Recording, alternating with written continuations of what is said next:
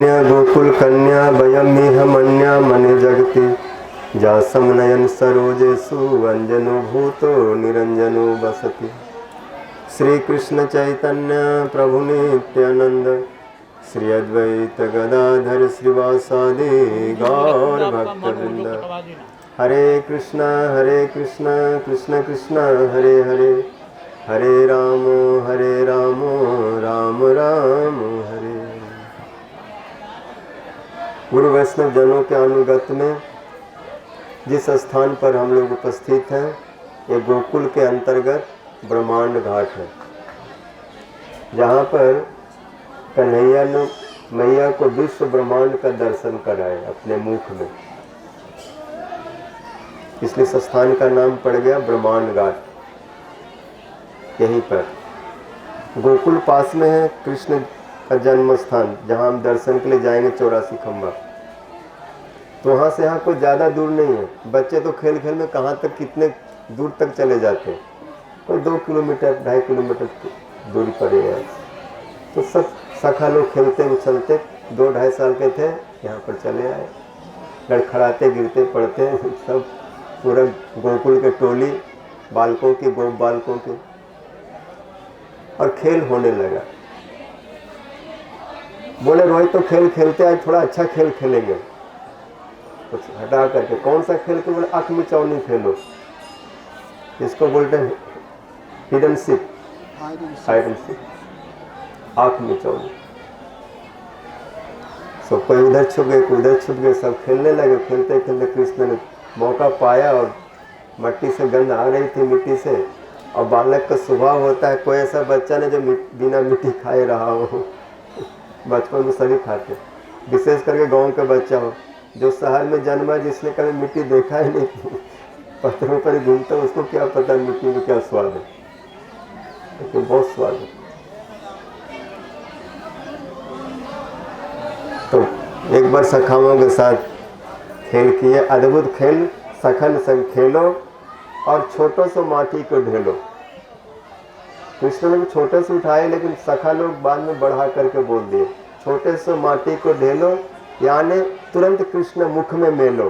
गटक गटक गटकाई जसोदा सुन माई, तेरो लाला ने ब्रज रज खाए। खेल खेल खेलते खेलते एक मिट्टी का ढेला उठाए कन्हैया ने, गटाक से सीधे मुंह में टॉफी की तरह थोड़ा चूसे और निकल गए। सखाओं की नजर पड़ गई, दाऊ भैया भी देख लिया। दाऊ भैया बोले कन्हैया क्या कर रहे हो? कुछ नहीं, मतलब मुंह में कुछ मिट्टी है, करने लगे। दाऊ जी को पता है मैया मिट्टी खाने से बहुत नाराज होती, कभी दाऊ जी भी खाए तो उनके भी कानून मैया ने खींच दिया था, तो उनको पता है। तो बोले कन्हैया ठीक काम नहीं है, मैया मना करते, मिट्टी नहीं खानी चाहिए, क्योंकि मिट्टी खाने से शरीर ठीक नहीं रहता है, मिट्टी से अस्वस्थ हो जाते हैं। अब तूने मिट्टी खा ली, और कन्हैया सिर हिला रहे डर के, नहीं मैंने नहीं खाया। उसी समय कुछ सखा लोग मैया के पास पहुंच गए। दाऊ भैया भी भागे भागे मैया के पास गए और आंचल पकड़ के बोले मैया मैया कहाँ गए? श्री सुखदेव जी इस लीला को वर्णन कर रहे हैं। एकदा क्रीडमानस्त रामादय गोपदारका कृष्ण मृदम भक्षितवान इति मातृन्य वेदयन। खेलते खेलते जब सखाओं के साथ कृष्ण ने मिट्टी खा ली, तो माता से जाकर के निवेदन किया। मैया सुन के तुरंत भागी भागी आई। मैया भयभीत भी हुई और थोड़ा नाराज भी हुई। भयभीत हुई कि पता नहीं कितना मिट्टी खा गए होंगे, कोई देखने वाला तो है नहीं, सखा 1 किलो खाया ना 2 किलो खाया ना कितना खाया, इसलिए डर हो गए। तो भागे भागे आए, देखी पेट खुला तो नहीं है, नहीं पेट तो ठीक है, इसका मतलब कम ही खाया, क्योंकि सुबह में मक्खन ज़्यादा खिला दिया था, तो इसलिए कितना खाएगा, पेट खाली तो था नहीं, लेकिन फिर कुछ न कुछ तो खाया है। भैया कृष्ण को पकड़ लिए जोर से और धमकाने लगे, क्योंकि दोबारा फिर गलती नहीं करे। अगर मैया सोचे इसमें अगर हंस दूंगी और ध्यान नहीं दूंगी तो सोचेगा कुछ मैया को कुछ फर्क नहीं पड़ता, जो मर्जी करो। तो माता का स्वभाव होता है कि बालक को थोड़ा भी बिगड़ता देखेंगे, थोड़ा गलत करता देखेंगे, तो माँ को सहन नहीं होता। तो जानते हैं कि अगर अभी थोड़ा बिगड़ा तो बाद में बहुत बिगड़ जाएगा। फिर बदनामी किसकी होगी? किसका बेटा है? जसोदा का बेटा है, सही है। तो इसका मतलब माँ ने ठीक से शिक्षा नहीं दी, इसलिए मैया सहन नहीं कर सकते, बहुत डांटी।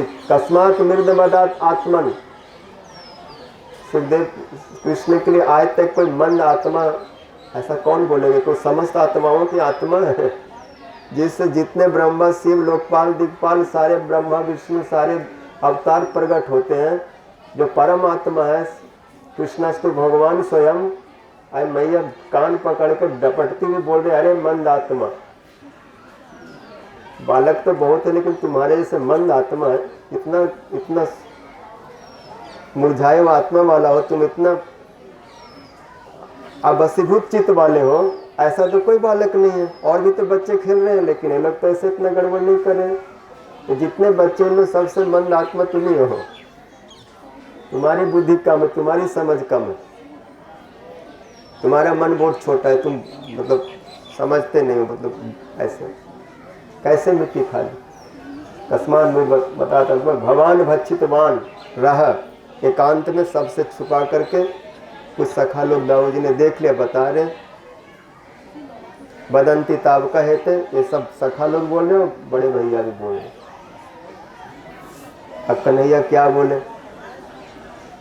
कन्हैया तत्व में यदि ये बोले कि मैंने मट्टी क्या खाई, थोड़ी सी तो खा ली तो क्या हुआ, हमारे पेट में तो कितने बड़े बड़े मट्टी के ढेले पड़े हुए हैं, एक दो नहीं अरबों खरबों ब्रह्मांड सब मिट्टी के तो ढेला ही है, कितने पड़े हुए हैं।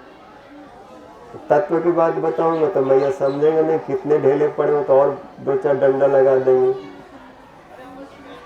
इसलिए कृष्ण उसमें झूठ बोले, क्योंकि देखे कि अगर सच बताऊंगा कि मैं भगवान हूँ, मैं परम तत्व में बहुत मट्टी पेट में डाल के बैठा हूँ, तो मैया मानेंगे नहीं।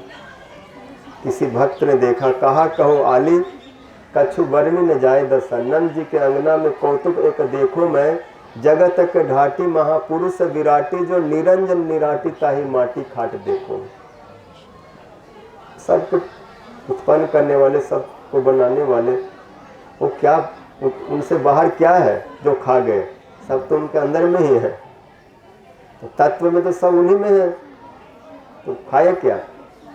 तत्व में कुछ नहीं खाए, लेकिन लीला में उन्होंने मिट्टी पाई, इसको मना नहीं कर सकते। इसलिए लीला का अनुरोध के अनुसार मैया कन्हैया झूठ बोले।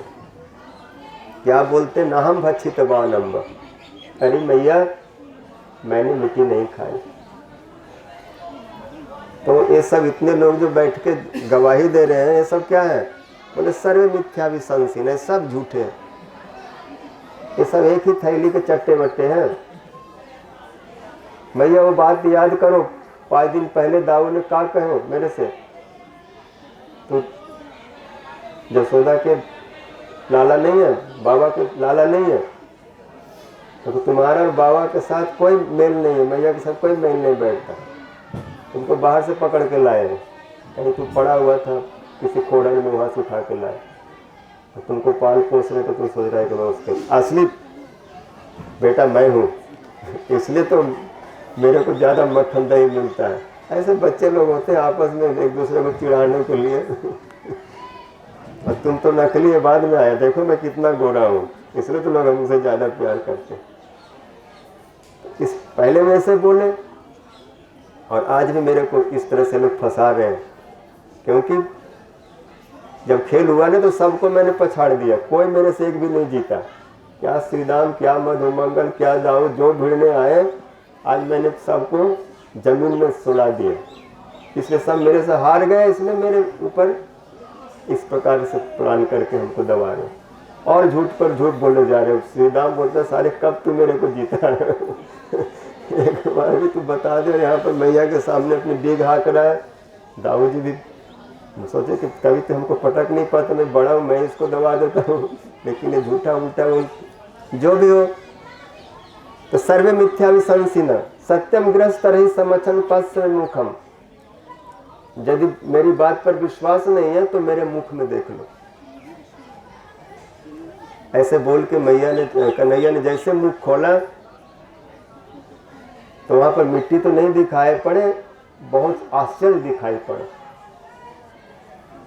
भू भू बहुत सारे ब्रह्मांड देखे, उन ब्रह्मांडों में बहुत सारे द्वीप देखे, उन द्वीपों में जम्बू द्वीप जो हमारे द्वीप का जो है द्वीप इस ब्रह्मांड का, उसको देखे, उसमें भारतवर्ष देखे, भारतवर्ष में उत्तर प्रदेश देखे, उत्तर प्रदेश में मथुरा मंडल देखे, मथुरा में गोकुल नगरी, और गोकुल नगरी में ब्रह्मांड घाट, और ब्रह्मांड घाट पर मैया कृष्ण को कान पकड़ के घुमा रहे हैं, वो भी मैया अंदर में कृष्ण को पकड़ के घुमा रहे, कान दिखाई पड़ रहे उसी टेलीविजन के अंदर, और सखा लोग सब वहाँ पर, ये सब पूरा मैया देख करके सिर चकराने लगा।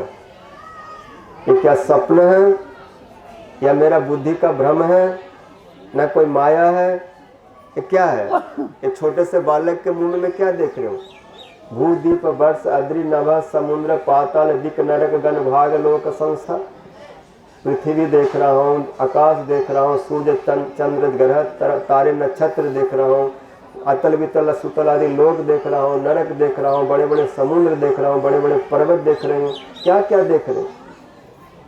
मैं यह समझ नहीं पा रहा क्या क्या देख। उस समय मैया ने सोची, ओ तभी तो गर्गाचार्य जी बोले थे कि तुम्हारा पुत्र साधारण नहीं है, ये नारायण के समान है। तो कोई विशेष व्यक्ति हमारे यहाँ आ गया और मैं उसको बस में करना चाहता हूँ, उसको बालक समझ के शासन करना चाहती हूँ, लेकिन ये तो दिखला रहा है कि मैं किसी के शासन में नहीं रहता, मैं सबका शासन करता हूँ।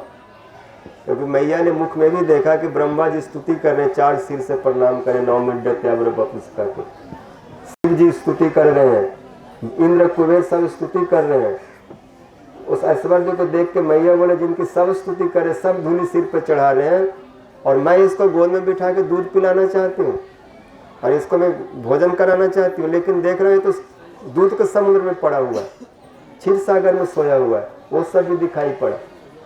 उनके पास बहुत कुछ है, बहुत गायें हैं, चिंतामणियों का स्थान है, सब कुछ है। ऐसे सोच के मैया सोची, मेरा औकात क्या है?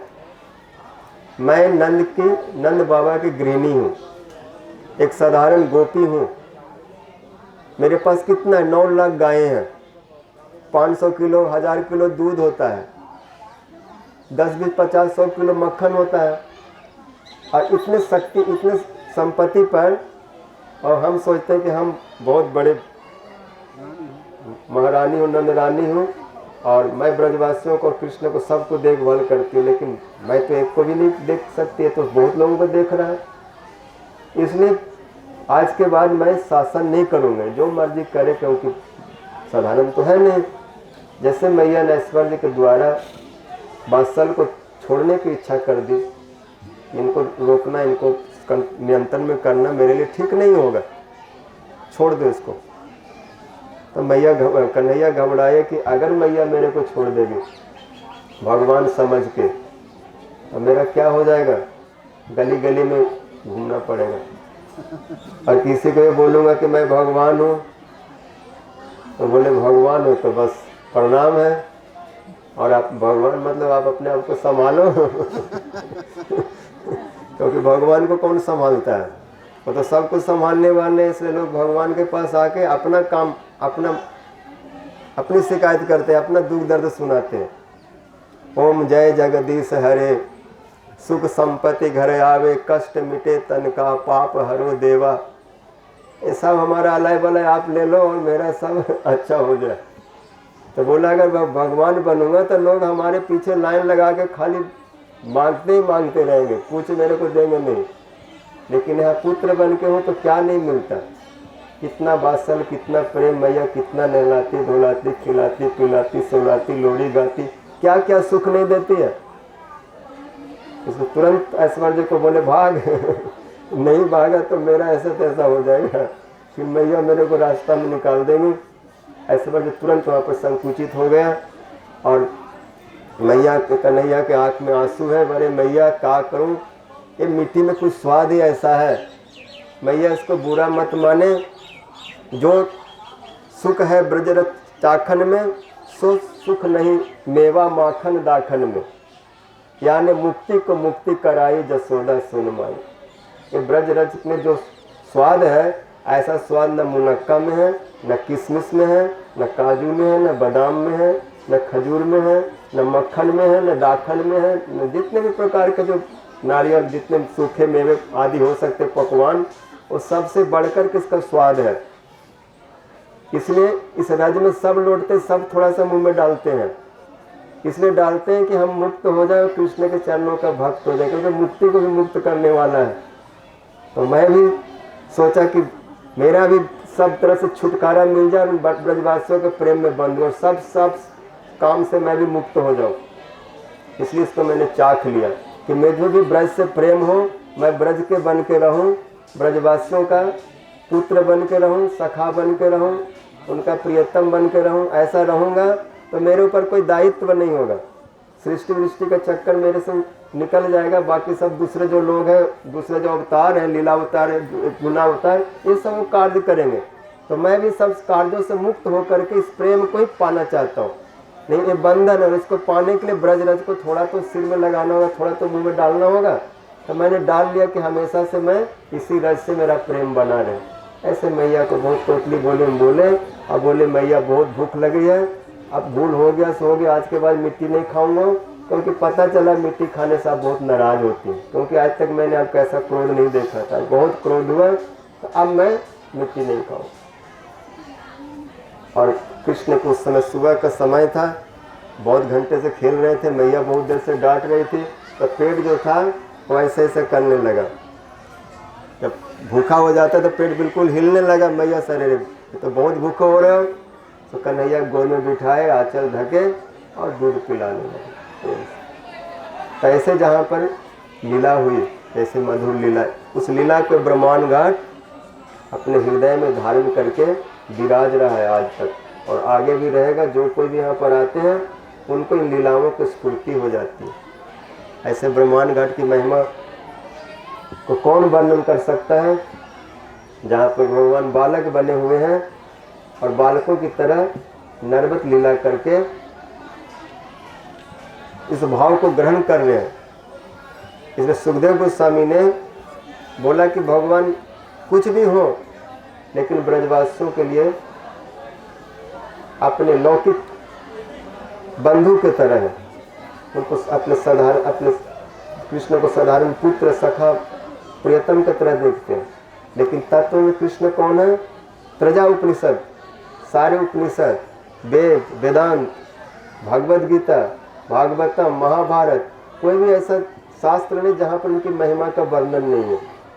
वेद में, रामायण में, पुराण में, भारत में, सब जगह पर हरि सर्वत्र गीयते, सर्वत्र उनकी महिमा है, जय जयकार है। त्रयोदश सांख्य, योग और जितने सातवत शास्त्र हैं उनकी महिमा को जुगों जुगों से गा के शेष नहीं किए। ब्रह्मा शिव सब स्तुति करके आज तक अंत नहीं किए। सामवेद निरंतर गा रहे हैं, गाए जा रहे हैं। गायन गुणानन आदिदेव अनंत हजार मुख से गा रहे हैं। शेषो धुनापि संवसित नास्य पारम, चार भैया चतुष्ण, चार मुख से ब्रह्मा जी, 5 मुख से शिव जी, कोई न अंत, उसको अंत को नहीं पा रहे, न अंतम विदाम मुन्ना माया बलस्य। फिर साधारण जीव क्या उनके बारे में कह सकता? ऐसे भगवान को मैया केवल पुत्र मानती और उस पुत्र को ऊर्जिता भक्ति के द्वारा, केवला भक्ति के द्वारा, विशुद्ध वात्सल भाव के द्वारा पोषण करती। इसलिए भगवान भी कहते जितने योग शास्त्र सांख्य ज्ञान है वो सब मेरे को नहीं पकड़ पाते, नहीं पा पाते, मेरे को अनुभव नहीं कर पाते। केवल जिनके हृदय में ऊर्जिता भक्ति, ऐसा ब्रज भक्ति, इस तरह की भक्ति, केवला भक्ति, जो ऐश्वर्य देख करके भी अपने संबंध को छोटा नहीं मानते, संबंध फिर भी बड़ा करके मानते। मैया ने ऐश्वर्य को बाद में ही समझा कि कृष्ण कुछ नजर लग गए हो, कोई टोना कर गए हो, कोई जादू कर गए हो। क्योंकि जादूगर भी तो जादूगरी में बहुत कुछ दिखा देते हैं जो ऐसा नहीं होता। इसलिए लगता है कोई ने इसके ऊपर कोई चक्कर चला दिया है।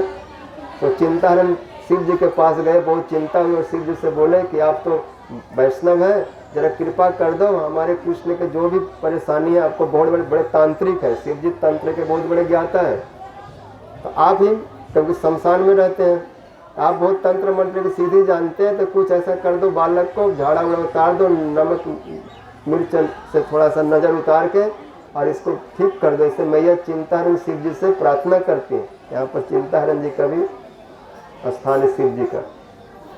और यहीं पर कोलर घाट, इसी यहीं से पार हो करके वसुदेव जी गोकुल में आए थे। तो उसमें जमुना इतना ऊपर उठ गई क्योंकि मथुरा उधर में, इधर में गोकुल, इतना मथुरा उतर गोकुल नगरी, बीच में जमुना बहे गहरी, बड़ी दूर नगरी, बड़ी दूर नगरी, कैसे आऊं रे कन्हई तेरी गोकुल नगरी। तो वसुदेव जी जब यहाँ लेके आ रहे थे तो जमुना जी इतने उताल तरंगे उठी, वसुदेव जी की दाढ़ी छूने लगी। तो उसमें कृष्ण ने अपने पैर से जमुना जी को स्पर्श किया, शांत हो जाओ, शांत हो जाओ, लीला बाद में होगी और कम से कम ससुर का तो ख्याल रखो। एकदम ससुर जी कैसे, तो जमुना जी नीचे आ गई। उस समय वसुदेव जी घबराए, कोई ले लो रे, कोई ले लो रे। और जहाँ पर वसुदेव जमुना जी ऊपर बढ़ी तो वहाँ पर नीचे से मिट्टी जमीन उठकर टापू जैसा हो गया, जिससे वसुदेव जी कहीं पानी में डूब न जाए, इसलिए जमीन ने उनको ऊंचा करता चला गया। जमुना जी जैसे गति से बाढ़ में आई तो वसुदेव को पूरा जमीन नीचे डुबा देती, लेकिन टापू सो गए। वहीं पर एक गांव बस गया, कोलेर गांव, उस टापू के ऊपर। ऐसे सुंदर सुंदर यहाँ पर स्थान है। अभी आगे चल के वो स्थान भी देखेंगे जहाँ पर कृष्ण उखल से बंधे थे, जहाँ पर कृष्ण ने पूतना को मारा था, सत्तासुर सब किन्नवट को उद्धार किए थे, सब गोकुल में मिलाई हुई थी। यहाँ पर चैतन्य महापुरुष भी आए, सनातन गोस्वामी पाद जी यहाँ भजन किए, प्रबोधन स्वरूप पाद भजन किए। हमारे गौड़िया लोगों का भी विशेष भजन का स्थान रहा। और यहाँ पर विशेष रूप से जो बल्लभाचार्य जी के परंपरा के हैं उनका स्थान श्री बल्लभाचार्य यहीं पर बैठ करके और सप्ताह किए थे। और यहीं पर उन्होंने कई विग्रह स्थापित किए, गोकुल चंद्रमा, मदन मोहन, विठलेश्वर, विठलनाथ जी, ऐसे 5-6 विग्रह। कुछ विग्रह तो चले गए कामवन, कुछ चले गए श्रीनाथ। इस प्रकार से उनके द्वारा स्थापित है। और स्थान गोकुल जो है उन्हीं वल्लभ कुलुओं के स्थान रहा है, क्योंकि बल्लभाचार्य वात्सल भाव से कृष्ण के यहाँ पर उपासना करते थे। और ये वात्सल रस का विशेष स्थान है श्री गोकुल महावन। ऐसे स्थान में महापुरुष जी आए, हमारे सब गौड़िया लोग आए। गुरु जी भी जब यहाँ आते थे इस राज्य में लौटते थे और भाव विभोर होकर के इन सब लीलाओं का वर्णन करते थे। ऐसे स्थान को हम प्रणाम करते हैं। बोलो ब्रह्मांड घाट की जय, बाल कृष्ण की जय, मृद भक्षण लीला की जय, श्री गौर प्रेमानंदे हरि हरि।